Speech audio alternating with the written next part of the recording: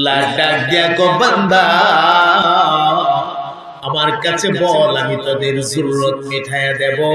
কিন্তু দুঃখজনক হলেও সত্য, আমাদের মানুষের মধ্যেও এমন কিছু মানুষ আছে, মুসলমান দাবিদারের মধ্যেও এমন কিছু মুসলমান আছে আল্লাহর কাছে না চায়া গায়রুল্লাহর কাছে মাজারে বাজারে দরগাহে গিয়া গিয়া চা, এমন কিছু মুসলমান আছে না?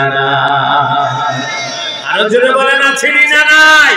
আমি জানতে চাই মাজারের বাবা আপনার প্রয়োজন মিটায় দেওয়ার ক্ষমতা আছে কি? আরো জোরে বলেন আছে? আরে বেচারা নিজেই তো এখন বিপদে, কোন হালতে আছে আল্লাহ ভালো জানে, ঠিক কি না? আর তুমি গিয়া কো বাবা আমার একটা সন্তান দাও, তোমার বাবা তোমারে কইতে সন্তান দিত? আসেনি আসেনি। আমরা চাইবো কার কাছে? বলেন, সন্তান চাইবো কার কাছে? আমরা রিজিক চাইবো কার কাছে? আমরা হায়াত চাইবো কার কাছে? আমরা মৌতের জন্য প্রস্তুত থাকবো, আমাদের মৌত দেবেন কে? কোন সন্দেহ আছে? আমাদের চেয়ারম্যান সাহেব শুরুতেই বলছেন ব্যস্ততা আছে, ব্যস্ততার কারণে উনি শেষ পর্যন্ত বসতে পারবেন না, উনি একটু বিদায় নিতেছেন। আমরা ওনার সুস্বাস্থ্য কামনা করছি, আল্লাহ পাক ওনাকে সুস্থ রাখেন, আমিন বলেন, মহাব্বতে বলেন আমিন। সম্মানিত হাজিরিন, খুব মনোযোগ দেন। আমিও খুব বেশি একটা লম্বা করব না, আপনাদের খুব লম্বা সময় নষ্ট করব না। আমার একটা টার্গেট আছে, হ্যাঁ, এই পর্যন্ত গিয়ে আমি ইনশাআল্লাহ কথা শেষ দেব, কারণ ফজরের নামাজ আমাদের সামনে আছে। আমরা যদি আস্তা রাত ভর বয়ান শুনলাম আর ফজরের নামাজ পড়তে পারলাম না, এই ওয়াজের কোনো অর্থ হবে না, ঠিক কিনা? সারা জীবনের ওয়াজ যদি এক পাল্লায় রাখা হয় আর এক ওয়াক্তের এক রাকাত নামাজকে যদি অপর পাল্লায় রাখা হয়, নামাজের পাল্লাটা ভারী হয়ে যাবে, ঠিক কিনা? এটা ফরজে বাজে। কষ্ট হইতেছে আপনাদের নাকি রাত বেশি হয়ে গেছে? আল্লাহ তাআলা দুইটা টাইমের কসম খায়া তার হাবিবের সান্ত্বনা দিয়ে বলতেছেন, হে রাসূল আপনি তাদের কথায় মন খারাপ করবেন না, আমি আল্লাহ আপনাকে আখিরাতে যা দেব এটা দুনিয়ার তুলনায় হাজার হাজার গুণ বেশি উত্তম হবে। শুধু একটা মিসাল আপনাদেরকে আমি দেখাই, একটা মিসাল, বেশি না। হাসরের ময়দান যখন কায়েম হবে তখন কোন নবীর জন্য কোনো মাকাম থাকবে না, নির্ধারিত কোনো মাকাম থাকবে না, আমাদের নবী পাকের জন্য একটা মাকাম থাকবে। সুবহানাল্লাহ বলেন। আল্লাহ পাকের একটা আছে কুরসি, যেটাকে বলা হয় কুরসি। আল্লাহর যে চেয়ারটা, এই চেয়ারটার নাম কুরসি, আর আমাদের নবী পাকরে যে চেয়ারটা দান করা হবে এই চেয়ারটার নাম মাকামে মাহমুদ। সুবহানাল্লাহ পড়ে। وَمِنَ اللَّيْلِ فَتَهَجَّدْ بِهِ نَافِلَةً لَكَ عَسَىٰ أَن يَبْعَثَكَ رَبُّكَ مَقَامًا মাহমুদা। আল্লাহ আমাদের নবী পাকরে মাকামে মাহমুদ দান করবে। কোন নবীর জন্য সেদিন মাকাম নাই। আদম আলাইহিস সালাতু ওয়াস সালামের মতো নবী, মানব জাতির শিকড় বা গোড়া, উনার জন্য মাকাম নাই। পয়গম্বর ঈসা রূহুল্লাহর জন্য মাকাম নাই। মুসা কালিমুল্লাহর জন্য মাকাম নাই। ইসমাঈল জাবিহুল্লাহর জন্য মাকাম নাই। পয়গম্বর জাকারিয়ার জন্য মাকাম নাই। পয়গম্বর ইয়াহইয়ার জন্য মাকাম নাই। পয়গম্বর ইউনূসের জন্য মাকাম নাই। পয়গম্বর আইয়ুবের জন্য মাকাম নাই। লক্ষাধিক নবী রাসূল আল্লাহ দুনিয়াতে পাঠিয়েছিলেন, কারোর জন্য সেদিন কোনো মাকাম থাকবে না।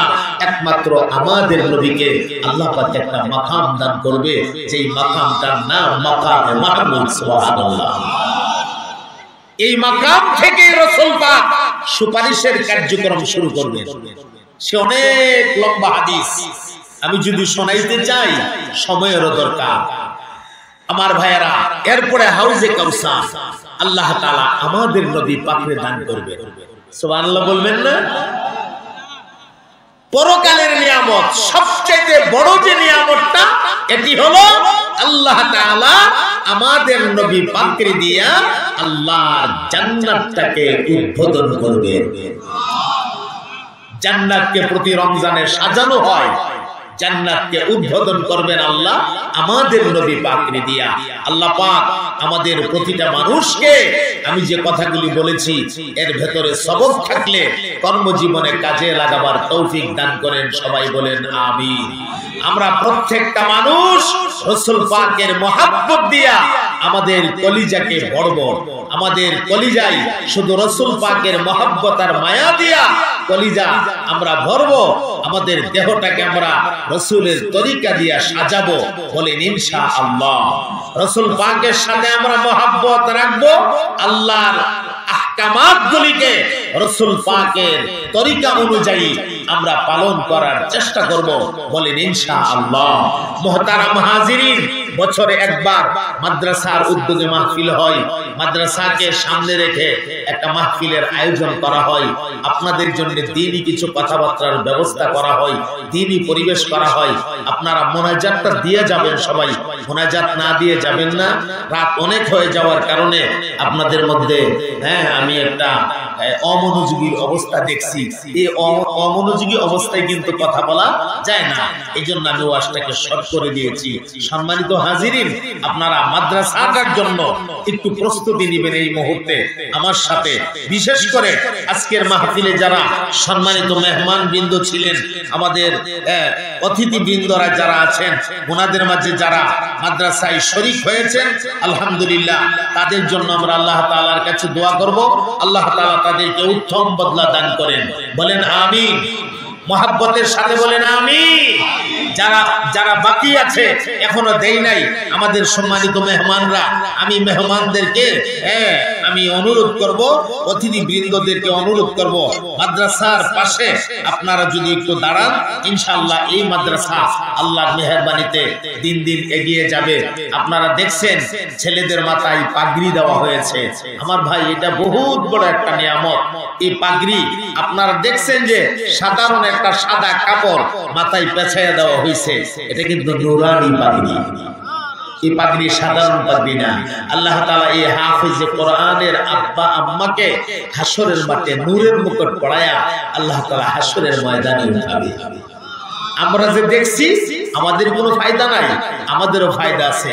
আল্লাহ তাআলা এই ওসিলায় আমাদেরকেও নাজাতের ফয়সালা করে দিতে পারেন। মাদ্রাসাটার জন্য আপনারা একটু মাদ্রাসার পাশে দাঁড়াবেন।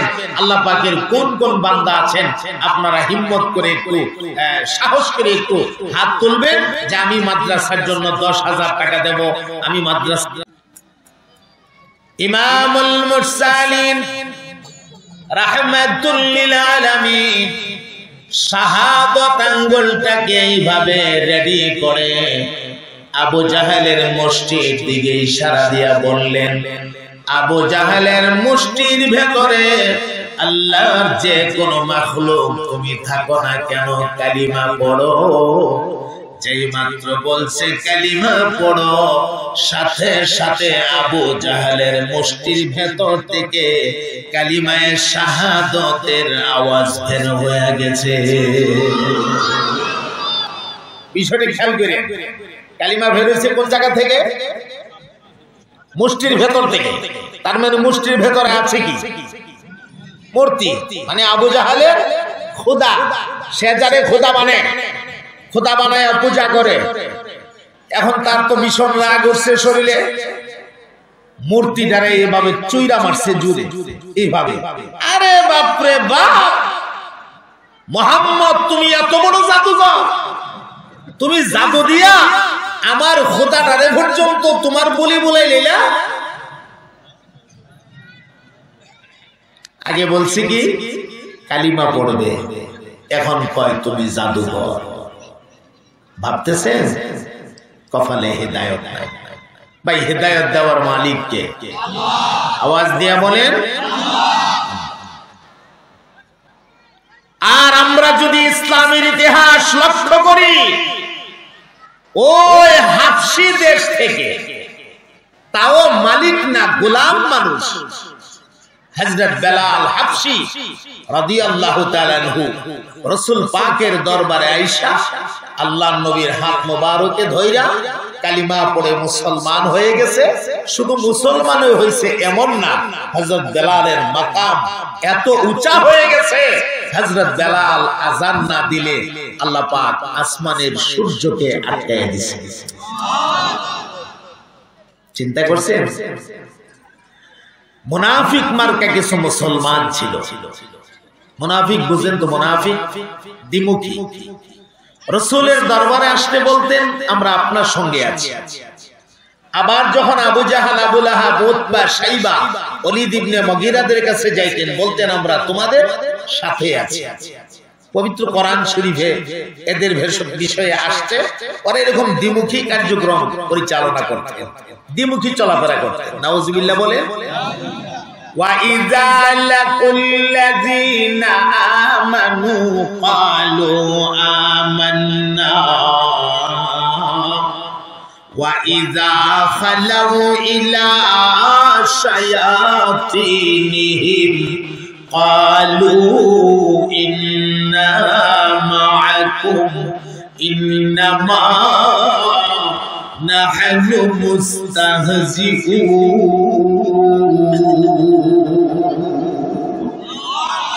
নবী পাকের দরবারে আসলে বলতেন আমান্না, আমরা ঈমান আনছি।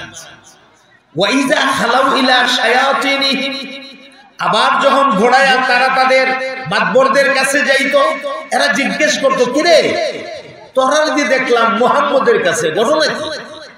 কালিমা টালিমা পড়ে লিখছস নাকি? মুহাম্মদের ধর্ম গ্রহণ করে ফেলছস নাকি? তখন তারা বলতো আরে না না, এত সোজা, ইন্না মাআকুম, আমরা তো তোমাদের সঙ্গে আছি। আমরা সাথে আছো? বলে হ্যাঁ। তাহলে মুহাম্মদের কাছে গেলে কেন? ইন্নামা নাহনু মুস্তাহজিউন, মুহাম্মদ এবং তার সাথীদের সাথে একটু ঠাট্টা করবার লেগে গেছে। নাউজুবিল্লাহ বলবেন না? ওরা একদিন আল্লাহর হাবিবের কাছে আয়েশা বলতেছে ইয়া রাসূলুল্লাহ, বেলালকে ভাল লাগে না, মুয়াজ্জিন পাল্টান। এই কথাটা বলার জন্য বলতেছি। বেলালকে কি লাগে না? ভাল লাগে না, মুয়াজ্জিন পাল্টান। আল্লাহর নবী বললেন ভাল লাগে না কেন? কারণ তো দর্শাইবা। একজন মানুষকে তো কারণ ছাড়া অযথা সরায় দেওয়া যাবে না, কারণ তো পেশ করো। তখন ওরা কারণ পেশ করতেছে। এক নাম্বার কারণ, বেলাল দেখতে সুন্দর না, কারণ দর্শাইছে, দেখতে সুন্দর না। কেউ একজন মানুষ তো দেখতে সুন্দর না ওই হইতে পারে, হতে পারে না এরকম, কিন্তু মানুষের গুণ থাকে না, গুণ থাকে। তো বেলাল দেখতে সুন্দর না, ও আচ্ছা বুঝলাম, দেখতে সুন্দর না। আর কোন কারণ? আরেকটা কারণ আছে। তো সেই কারণটা কি? জিহ্বার আগা বাড়ি, কথা স্পষ্ট হয় না, মুয়াজ্জিন পরিবর্তন করেন। হযরত বেলাল রাদিয়াল্লাহু তাআলা আনহু উনি আশহাদু বলতে পারতেন না। আযানের ভেতরে যে আছে আশহাদু, উনি আশহাদু বলতে পারতেন না, উনি বলতেন আসহাদু। অর্থাৎ শিন বলতে পারতেন না, শিন বলতে গেলে সিন বের হয়ে যেত। আযানের ভেতরে একটা কলি আছে না, আশহাদু বলে না, নাই। আশহাদু আল্লা ইলাহা ইল্লাল্লাহ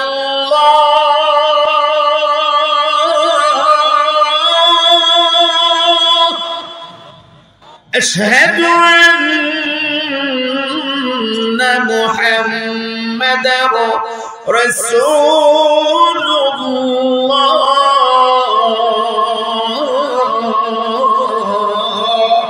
এই যে আশহাদু, আশহাদুর জায়গাতে তিনি বলতেন আসহাদু, শিন বলতে পারতেন না। ওরা কয় মুয়াজ্জিন পাল্টান, বলে কেন? উনি শিন কইতে পারে না, সিন কয়। তো এক বেচারার জিহ্বার আগা বাড়ি থাকলে কথা স্পষ্ট না হওয়াটা স্বাভাবিক, এমনটা হতেই তো পারে। এক বেচারা ছোট মানুষ তালুর বাড়িতে গেছে বেড়াইতে, তালুর বাড়ির পাশে বেড়াইতে গেছে, তো 2 দিন বেড়ায় তালুই, হ্যাঁ 2 দিন তো বেড়াইছি, এবার ছুটি দিন চলে যাই, তালুই কো না ফুটলা আরেকদিন থাকো। কি কয় না ফুটলা আরেকদিন থাকো, ফুটলা কয় তো ছোট মানুষ না, দৌড়ে আসছে আব্বার কাছে, আব্বার কাছে একো, আম্মার কাছে একো, আম্মা কি হয়েছে রে, আমরা তালুই যে আমার ফুটলা ডাকে।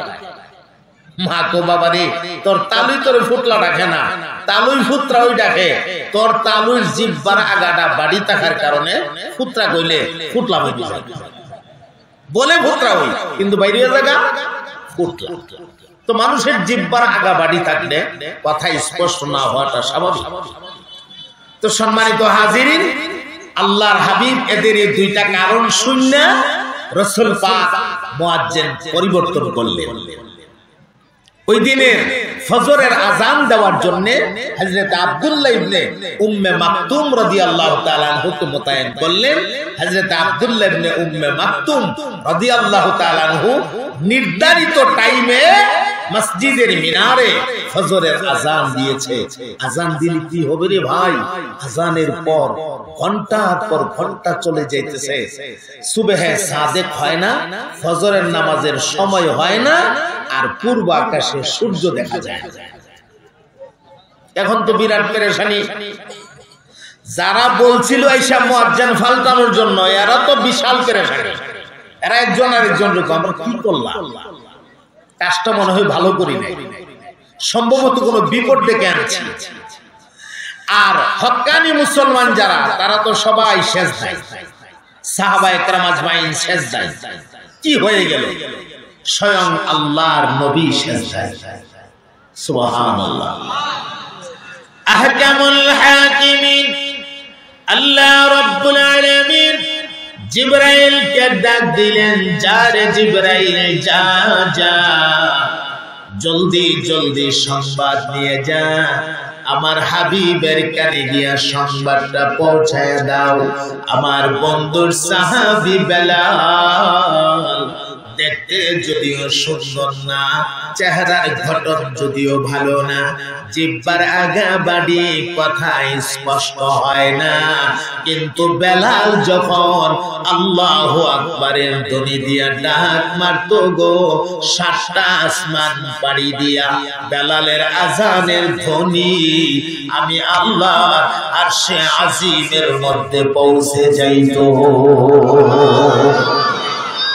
এই জিবরাইল, আমার হাবিবরে জানায়া দাও, আজকের ফজরের আজান আমার আরশে আসে নাই, আমি আল্লাহ সূর্যটার অনুমতি দেই নাই। যাও যাও। জিবরাইল আলাইহিস সালাতু ওয়াস সালাম 600 নূরের পাখা বা ডানা লাগায়া একসঙ্গে ডানা বাড়ি দিয়া খুব দ্রুত গতিতে আল্লাহর হাবিবের কানের গোড়ায় এসে হাজির হয়ে সালাম দিয়ে দিলেন, আসসালামু আলাইকা ইয়া রাসূলুল্লাহ। আল্লাহর হাবিব, আপনি সিজদা থেকে মাথা উঠান, আর আপনার সাবেক মুয়াজ্জিন বেলালকে বলেন আজান দেওয়ার জন্য। আল্লাহ রাব্বুল আলামিন বলেছে, আপনার বেলাল যতক্ষণ আজান দিবে না, আল্লাহ নাকি আসমানে সূর্য পাঠাবে না। আল্লাহু আকবার বলে আল্লাহ নবী ডাক মারলেন, ইয়া বেলাল। হযরত বেলাল এক কোণা থেকে জবাব দিয়েছে, লাব্বাইকা ইয়া রাসূলুল্লাহ। আল্লাহর হাবিব বলেন, লাব্বাইক বলে দাঁড়ায় থাকলে হবে না, জলদি জলদি তুমি আজান দাও। তুমি আজান না দিলে আল্লাহ রাব্বুল আলামিন আসমানে সূর্য পাঠাবে না। এমনি হযরত বেলাল সাথে সাথে আজান শুরু করে দিয়েছে। হযরত বেলাল আল্লাহু আকবার বলার সঙ্গে সঙ্গে তাকে দেখে সূর্য একদম মাথার উপরে। অর্ধেকটা দিন চলে গেছে, অর্ধেকটা দিন অতিবাহিত হয়ে গেছে, আল্লাহ পাক সূর্যকে আটকে রাখছে। সুবহানাল্লাহ। আমার ভাই কথাগুলি যদি বুঝে থাকেন ঈমানের আওয়াজে আপনারা জবাব দেবেন। একজন ঈমানদার কালিমাওয়ালার দাম আল্লাহর কাছে আছে না নাই? আরো জোরে কোন আছে না নাই? এই পৃথিবীতে কারোর জন্য সূর্য আটকায় রাখা হয়েছে এমন ইতিহাস নাই। একজন ঈমানদারের জন্য আল্লাহ রাব্বুল আলামিন আসমানের সূর্য আটকায়া দিয়েছে। তাহলে ঈমান একটি নিয়ামত, ঈমান একটি মহা দৌলত। এই দৌলত আল্লাহ যাকে খুশি তাকে দয়া করে দান করে। এখন জবাব দেন মুসলমান, ঈমানদার হতে পারায় আপনারা খুশি না বেজার? আল্লাহ দয়া করে আমাদেরকে ঈমানদার করেছে। আবার চিল্লায় একবার বলেন আলহামদুলিল্লাহ। আমার সম্মানিত ভাইয়েরা, এখনই আমি আমার মূল ওয়াজটা শুরু করতে যাচ্ছি। আপনারা খুব মনোযোগ দিয়ে শুনবেন, বলেন ইনশাআল্লাহ। আমি যে সূরাটা আপনাদের খেদমতে তিলাওয়াত করেছি, সূরাটার নাম হচ্ছে সূরাতুদ দুহা। বলুন সূরাটার নাম কি? মনোযোগ আছে তো আপনাদের? মনোযোগ আছে তো ইনশাআল্লাহ? মাইকের কন্ডিশনটা কেমন জানি লাগতেছে, সাউন্ডটা সেই বিষয়টা মজা লাগতেছে না। তবে আপনারা কিন্তু ধৈর্য করেন না, মুসামারসা দিলে আবার আরো বিপদ হইতে পারে। যেখানে আছে সেখানে থাকুক, কোন রকম চালায় নেব ইনশাআল্লাহ। মাইক ভালো আছে, তাদের আসবাবপত্র সব ভালো আছে। অনেক সময় সেটিংসে গন্ডগোল হয়, সেটিংস হয় না সঠিকভাবে, মেশিনারি জিনিস, এটা হতেই পারে। তো যাই হোক, সব মিলায় আপনারা বুঝেন তো কথাগুলা? বুঝেন তো? বুঝতে অসুবিধা হয় না তো? ইনশাআল্লাহ চলতে থাকতে। সূরাটার নাম কি? সূরাতুদ দুহা। যারা পারেন আমার সাথে পড়েন, আউযু বিল্লাহি মিনাশ শাইতানির রাজীম, বিসমিল্লাহির রাহমানির রহিম। ওয়াদ-দুহা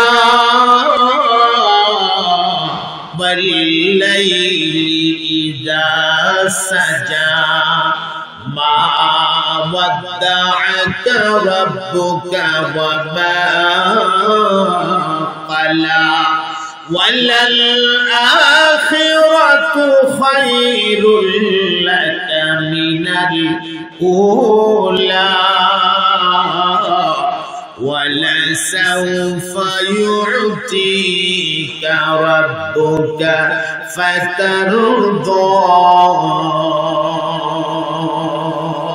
সাদাকাল্লাহুল আযীম। পড়ুন সবাই সাদাকাল্লাহুল আযীম। আমার ভাইয়েরা, কোরআনুল কারীমের আয়াত অথবা সূরাগুলো নাযিল হওয়ার যে কারণ, এই কারণটাকে তাফসীরের পরিভাষায় বলা হয় শানে নুজুল। বলুন কি বলা হয়? শানে নুজুল। আমরা প্রথমে শুনব আল্লাহ পাক এই সূরাটাকে কেন নাযিল করেছেন, এই সূরাটা নাযিল করার কারণ কি, শানে নুজুলটা আমরা প্রথমে শুনব। মুশরিকিনরা একদিন নবী পাক সাল্লাল্লাহু আলাইহি সাল্লামের কাছে আসছে তিনটা প্রশ্ন নিয়ে। বলুন কয়টা প্রশ্ন? খুব মনোযোগ লাগান। তিনটা প্রশ্ন নিয়ে আসছে। এসে বলতেছেন, মুহাম্মদ, তুমি যদি আমাদের এই তিনটা প্রশ্নের জবাব দিতে পারো, আমরা ধরে নেব তুমি আল্লাহর নবী। আর যদি উত্তর দিতে পারো না, তাহলে তুমি নবী না। প্রশ্ন কয়টা? তিনটা। এক নাম্বার প্রশ্ন, ওই ব্যক্তিটা কোন ব্যক্তি? যেই ব্যক্তিটা পৃথিবীর পূর্ব প্রান্তেও গেছে, আবার পৃথিবীর পশ্চিম প্রান্তেও গেছে, সূর্য উদয় হওয়ার অবস্থাও দেখছে, আবার সূর্য অস্ত যাওয়ার অবস্থাও দেখছে। এই ব্যক্তিটা কোন ব্যক্তি? যেই ব্যক্তিটা পৃথিবীর পূর্ব এবং পশ্চিম দুই প্রান্তে ভ্রমণ করেছে, তার পরিচয় দাও এবং এই বিষয়ে বিস্তারিত তথ্য আমাদেরকে শোনাও। যদি পারো তাহলে তুমি নবী। এক প্রশ্ন। দুই নাম্বার প্রশ্ন, ওই যুবকগুলো কারা? যেই যুবকগুলো দাকিয়ানুস বাদশার অত্যাচার সহ্য করতে না পেরে গর্তের ভেতরে আশ্রয় নিয়েছিল। এরা কয়জন ছিল?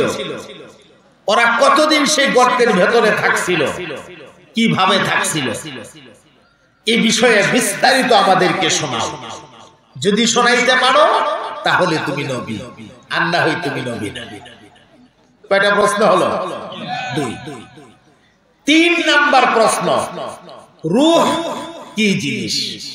রূহ, রূহ বুঝেন তো? রূহ এই যে প্রাণ, আমরা যেটাকে বলি প্রাণ, আত্মা যেভাবে আমরা বলি, প্রাণ জিনিসটা কি, এই বিষয়ে আমাদেরকে বিস্তারিত তথ্য দাও। যদি দিতে পারো তাহলে তুমি নবী, আর না হয় তুমি নবী না। প্রশ্ন করলেন কয়টা? 3টা।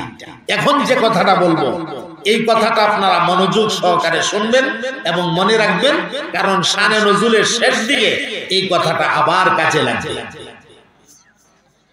আল্লাহর হাবিব তাদের 3টা প্রশ্ন শুননা রাসূল পাক জবাবে বললেন, তোমাদের এই 3 প্রশ্নের জবাব আমি দেব, জিব্রাইল আসার আগ পর্যন্ত সময় দাও। জিব্রাইল আসলেই আমি তোমাদের 3টা প্রশ্নের উত্তর দিয়ে দেব। সময় চাইলেন, কতটুকু সময়? জিব্রাইল আসার আগ পর্যন্ত। মুশরিকিনরা বললেন ঠিক আছে, সময় দিলাম সময়। আস্তা দিন চলে গেল, জিব্রাইল আসে না, আল্লাহর হাবিব কোনো উত্তর দিতে পারে না। মুশরিকিনরা এসে জিজ্ঞেস করে, জিব্রাইল আসছে? কোন আসে নাই তো, আমাকে আরেকটু সময় দেন। ঠিক আছে, সময় দিলাম। পরের দিন একদিন অতিবাহিত হয়ে গেল। পরের দিন গিয়া কয়, জিব্রাইল কি আসছে? আমাদের প্রশ্নের উত্তর কি দিতে পারবেন? কয় না, এখনো তো আসে নাই, আরেকটু সময় দাও। এইভাবে করে 2 দিন, 3 দিন, 4 দিন, 5 দিন, 6 দিন, 1 সপ্তাহ জিব্রাইল আসে না, রাসূল উত্তরও দিতে পারে না। এরকম করে একটানা 15 দিন পর্যন্ত আল্লাহ পাক ওহী বন্ধ রাখছে। কয় দিন? 15টা দিনের ভেতরে রাসূলের অবস্থাটা কি হয়েছে একটু কি ভাবতে পারতেছেন? ওরা সকালে একবার, বিকালে একবার, সকালে একবার, বিকালে একবার রাসূলের কাছে আইসা, মুহাম্মদ আমাদের প্রশ্নের উত্তর দাও। জিবরাইল কি এখনো আসছে না, নাকি আর আইতো না? আমরা প্রশ্নের উত্তর দাও। আর এরা কত খুশি, এতদিনে মুহাম্মদ আটকাইছে, এতদিনে মুহাম্মদ রে আটকাইছি। 15 দিন হয়ে গেছে, উত্তর দিতে পারে না, আর উত্তর দিতে পারবে না, মুহাম্মদ রে আটকাইয়া ফেলছি। নাউজুবিল্লাহ বলে। এদের মধ্যে কেউ কেউ বলতে লাগলো, এতদিন যে মুহাম্মদের কাছে শয়তানটা আইতো, এই শয়তানটা এখন আর আসেও না, মুহাম্মদ উত্তরও দিতে পারে না। অর্থাৎ জিবরাইল আমিনকে শয়তান বলে সম্বোধন করতেছে। আবার কেউ কেউ বলতে লাগলো, ও মুহাম্মদের খোদা এখন মুহাম্মদের প্রতি নারাজ হয়ে গেছে, অসন্তুষ্ট হয়ে গেছে, এই কারণে তো আর কোনো ওহী টহী পাঠা না, আর মুহাম্মদও আমরা প্রশ্নের উত্তর দিতে পারে না। গেল গা কয়দিন? 15 দিন হয়ে গেছে। সুবহানাল্লাহ। এ মুসলমান বন্ধু আমার, ইমামুল মুরসালিন রাহমাতুল লিল আলামিন, মুশরিকিনরা যত কথা বলেছে, আল্লাহর নবী তাদের কথাগুলিরে সহ্য করে নিয়েছে, সবর করেছে, ধৈর্য ধারণ করেছে। যেই মাত্র ওরা বলতে শুরু করলো মুহাম্মদের খোদা, মুহাম্মদের প্রতি বেজার হয়ে গেছে, আল্লাহর হাবিব এই কথাটা সহ্য করে নিতে পারলেন না। নবীজির কলিজা ভাঙ্গা নবীর চোখ দিয়ে যেন পানি বের হয়ে গেছে। রাহমাতুল লিল আলামিন লম্বা একটা সেজদা লাগাইছে, সেজদা লাগায়া সেজদার ভেতরে কান্দে আর আল্লাহ, মুশরিকিনরা কয় তুমি আল্লাহ নাকি আমার প্রতি বেজার হয়ে গেছো? আল্লাহ তুমি যদি বেজার হয়ে যাও আমি কোথায় যাব, কার কাছে যাব? আল্লাহ গো আমার অবস্থা কি হবে? রাসূল পাকের কান্নার কারণে চোখের পানি নিচের দিকে পড়তে পড়তে সেজদার জায়গা বরাবর, চেহারা বরাবর নিচের মাটিগুলো একদম কাদা হয়ে গেছে। আর সেজদা এমন লম্বা দিয়েছে, আল্লাহ হাবিব পাগুলিকে ধরে রাখতে পারলেন না, পাগুলি আপনি আপনি পেছন দিকে সরে গেছে। রাসূল পাকের চেহারায় আনোয়ার মাটির মধ্যে চাপ দিয়া লাইগে গেছে। আল্লাহর নবীর চেহারায় আনোয়ার একদম লাল হয়ে গেছে। রাসূল পাক সেজদার ভেতরে এই অবস্থায় চিল্লায় চিল্লায় বলতেছে, ওগো আমার আল্লাহ, আল্লাহ আপনি নাকি আমার প্রতি বেজার হয়ে গেছেন? আপনি যদি বেজার হয়ে যান আমার কি উপায় হবে? এমন সময় আহকামুল হাকিমিন আল্লাহ রাব্বুল আলামিন জিবরাইলের ডাক দিয়ে কয়, যারে জিবরাইল যা যা আমার হাবিবের কানে গিয়ে সূরাতুদ দুহা তেলাওয়াত করে দে। আমার বন্ধুর জানাদের জিবরাইল আমি আল্লাহ আমার বন্ধুর প্রতি বেজার হয় না।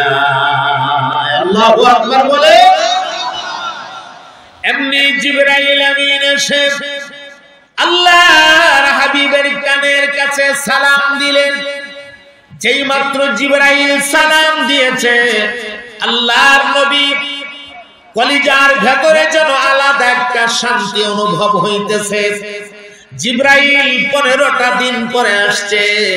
নবী পাক সেজদা থেকে টান দিয়া মাথাটা উঠাইয়া সোজা দাঁড়াইয়া জিবরাইলের টান দিয়া সিনার সঙ্গে চাপ দিয়া ধরছে। আল্লাহর নবী ডাক দিয়া করে, জিবরাইল এতদিন পর্যন্ত আমারে না দেখে তুমি কেমনে থাকলা? আজকে 15টা দিন হয়ে গেল তুমি আসো না, আমারে না দেখে তুমি কেমনে থাকতে পারলা?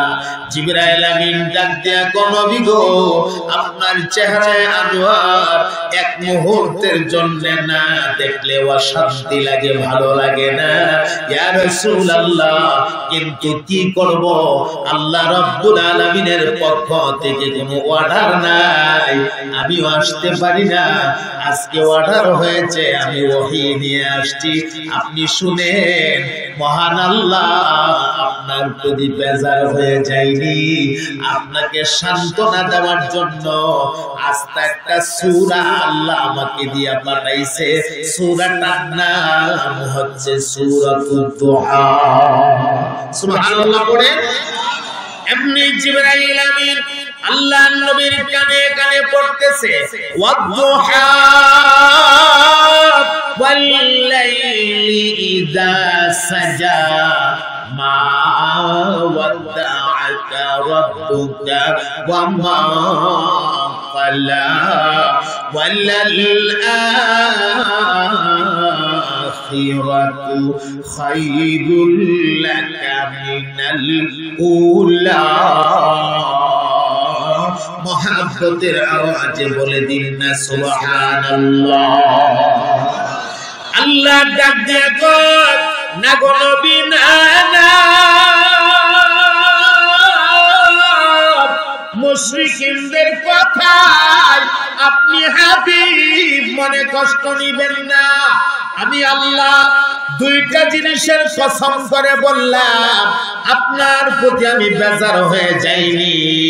ওয়াদ-দুহা চাষের সময়ের কসম, ওয়াল-লাইলি ইযা সাজা অন্ধকার আচ্ছন্ন রজনীর কসম, মা ওয়াদ্দা'আকা রাব্বুকা ওয়া মা ক্বালা। আমি আল্লাহ আপনার প্রতি বেজার হয়ে যাইনি, আপনার প্রতি অসন্তুষ্ট হয়ে যাইনি, বরং আগে যেমন সন্তুষ্ট ছিলাম এখনো সন্তুষ্ট আছি। কিয়ামত পর্যন্ত আমি আল্লাহ সব সময়ের জন্য আপনার উপরে সন্তুষ্ট থাকব। শুধু সন্তুষ্টই না, ওয়ালাল আখিরাতু খায়রুল লাকা মিনাল উলা। হে রাসূল, আপনাকে আখিরাতে যা দেওয়া হবে, যেই নিয়ামত দেওয়া হবে, এই নিয়ামত দুনিয়ার তুলনায় হাজার হাজার গুণ বেশি উত্তম হবে। সুবহানাল্লাহ। আল্লাহ তার হাবিবের সান্ত্বনা দিয়েছে। শুধু তাই না, আল্লাহ রাব্বুল আলামিন বলেন, ওয়ালা সাউফা ইউতিকা রাব্বুকা ফাতারদা। অতি শীঘ্রই আপনাকে এমন নিয়ামত দিয়া মালামাল করা হবে গো, যে নিয়ামত পাইয়া আপনি নবী, আমি রবের প্রতি রাজি এবং খুশি হয়ে যাবে। সুবহানাল্লাহ। আমার ভাইয়েরা, মুশরিকিনরা রাসূলকে মস্করা করত, মজাক করত। মুহাম্মদের খোদা মুহাম্মদের প্রতি বেজার হয়ে গেছে। আল্লাহ সূরা নাযিল করে তার হাবিবকে সান্ত্বনা দিয়েছে। এখন আমরা সূরার ভেতরের কথাগুলি ধারাবাহিকভাবে শুনতে থাকবো ইনশাআল্লাহ। ধৈর্য আছে তো আল্লাহর রহমতে? ধৈর্য আছে? মহাব্বতে কয়েক মর্তবা জিকির করেন, পরীক্ষামূলক জিকির। আপনাদের জিকিরের আওয়াজটা যত সুন্দর হবে, যত উঁচা হবে, ইনশাআল্লাহ আলোচনা তত লম্বা হবে। আর যদি দিকে আপনাদের জিকিরের আওয়াজের বাপ বালানা, আমি কিন্তু আখিরু দাওয়ানা সাপ কতই বলা। মহাব্বতের আওয়াজে পড়েন লা ইলাহা ইল্লাল্লাহ। মুফতি সাহেব আমার মুফতি সাহেব ইল্লাল্লাহ, লা ইলাহা ইল্লাল্লাহ।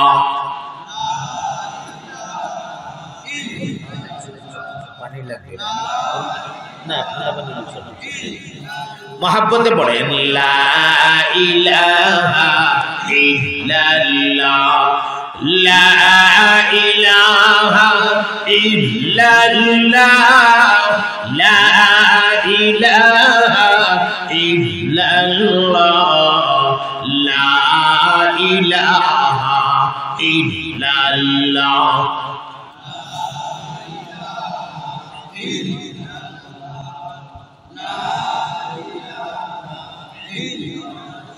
तेरे सेवा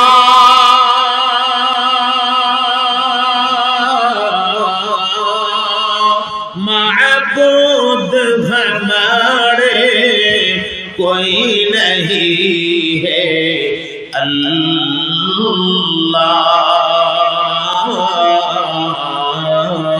तू ही हमारे माबूद हकीकी, इलाह ला इलाहा इल्लल्लाह।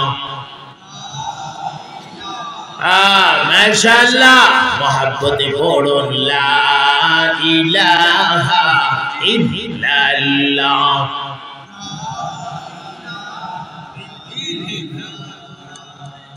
ला इलाहा इल्लल्लाह,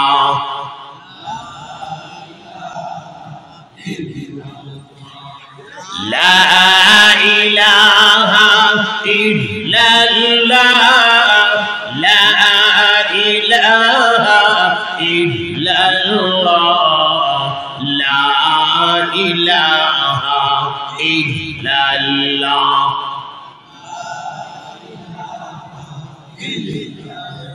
ला इलाहा इल्लल्लाह मुहम्मदुर রাসূলুল্লাহ। পড়ুন সবাই সাল্লাল্লাহু। আল্লাহ পাক চাষতের সময়ের কসম খাইছেন। সময়টা কোনটা? এটা যখন পূর্ব আকাশে সূর্য পরিপূর্ণ আলো দিয়ে উঠে, বা পরিপূর্ণ আলো দিয়ে যখন সূর্য উপরের দিকে উঠতে থাকে, যে টাইমটা চাষের সময়, এটি গুরুত্বপূর্ণ একটি টাইম, ফজিলতপূর্ণ একটি টাইম। যেই টাইমে কোনো মানুষ সেজদা দিয়ে আল্লাহর কাছে যে কোনো দোয়া করবে, এই দোয়াটি কবুল হয়ে যায়। এই টাইমের কসম খাইছে। আর একটা কসম খাইছেন লাইলে সাজা, অন্ধকার আচ্ছন্ন রজনী। এখানে অন্ধকার আচ্ছন্ন রজনী দিয়া মোরাদ হইল রাতের একদম যখন রাত্রটা গভীরে পৌঁছে যায়, এর মানে রাতের 3 ভাগের 2টা ভাগ যখন বিদায় হয়ে যায়, আর একটা অংশ বাকি থাকে, যেই টাইমে মহান আল্লাহ রব্বুল আলামিন তার আরশে আজিম সাইরা দিয়া আল্লাহ নিজে বান্দার ভালোবাসার মহব্বতের কারণে সামায়ে দুনিয়ার আসমানটার মধ্যে নাজিল হয়ে যায়। আল্লাহ ডাকতে থাকে, আচস নিরেকে রিজিকের অভাবে বিরাট কষ্টে আছস, এ বান্দা আমি তোর মহান আল্লাহ তোর ভালোবাসার মহব্বতের কারণে আমার আরশে আজিমটারে ছাইরা দিয়া সামায়ে দুনিয়ার আসমানটার মধ্যে চলে আসছি। উঠে বান্দা উঠ, জলদি করে ঘুম থেকে যা, আমার কাছে রিজিক চা, আমি তোর আল্লাহ তোর দেওয়ার জন্য তোর কাছাকাছি চলে আসছি। সুবহানাল্লাহ। আল্লাহ ডাকতে থাকে, আছস নিরেকে এ বান্দা বিমারে বড় কষ্টে আছস, আমার কাছে বল, আমি তোর মহান আল্লাহ বিমার থেকে শিফা দিয়ে দেব। যেখানে দুনিয়ার ডাক্তাররা ফেল হয়ে যায়, দুনিয়ার ডাক্তারের চিকিৎসা চলে না, এই জায়গা থেকে আমার আল্লাহর চিকিৎসা মাত্র শুরু হয়। কথা বলেন ঠিক কিনা? ডাক্তার ফেল হয়ে গেল, আল্লাহ যদি চায় মানুষটাকে আমি সুস্থ করে দেব, সম্ভব না অসম্ভব। আল্লাহ কে বান্দা ঘুম থেকে যা, আমার কাছে বল, আমি তোর মহান আল্লাহ তোর বিমার থেকে সুস্থ করে দেওয়ার জন্য সামায়ে দুনিয়াতে চলে আসে। সুবহানাল্লাহ। আজসনি কোন বান্দা গুনাহ করতে করতে একেবারে জর্জরিত হয়ে গেছস, বান্দা তোর সামনে গুনাহ, তোর পেছনে গুনাহ, তোর ডাইনে গুনাহ, তোর বামে গুনাহ, আমি আল্লাহর কাছে বল, আমি তোর মহান আল্লাহ তোর গুনাহ ক্ষমা করে দেওয়ার জন্য আরশ ছাইরা দিয়া সামায়ে দুনিয়াতে চলে আসছে। সুবহানাল্লাহ। কিন্তু আফসোস, এ কথা সত্য, যেই টাইমে আল্লাহ আমাদেরকে ডাকে, ঘুম থেকে উঠতে বান্দা তোর জরুরতগুলো আমার কাছে বল, এই টাইমটার মধ্যেই বেশিরভাগ মানুষ আমরা ঘুমের ঘরে বিঘুম থাকি। কথা কয় না? ঠিক কিনা? ঘুমারও চাপে লেপ খাতা কম্বল আরো টেন্ডা লাগাই, ঘুম বেশি করে চাপে, অথচ পশু পঙ্কিরা পর্যন্ত ঘুম থেকে জায়গা যায়। এজন্য মুহতারাম হাজিরিন, আল্লাহ রাব্বুল আলামিন দুইটা জিনিসের দুইটা টাইমের কসম খাইলেন। দুটোটা টাইম বড় মকবুল টাইম, দুটোটা সময় বড় মকবুল সময়, দুটোটা সময় বড় আল্লাহর কাছে পছন্দের সময়। আল্লাহ ডাক